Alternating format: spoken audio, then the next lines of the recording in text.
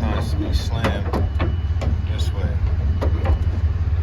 So the objective is to close that gap, clean this up a little bit. So what I did, took a couple measurements, cut some scrap.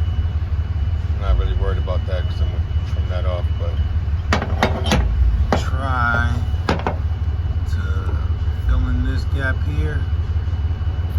Maybe fill it in like that. Possibly maybe add something to this. Trim that off and add that so it's just these two pieces. We'll see. I'll come up with something. Try to figure it out. There's no major damage down here, so I don't have to worry about that. My sole focus is going to be this area right here.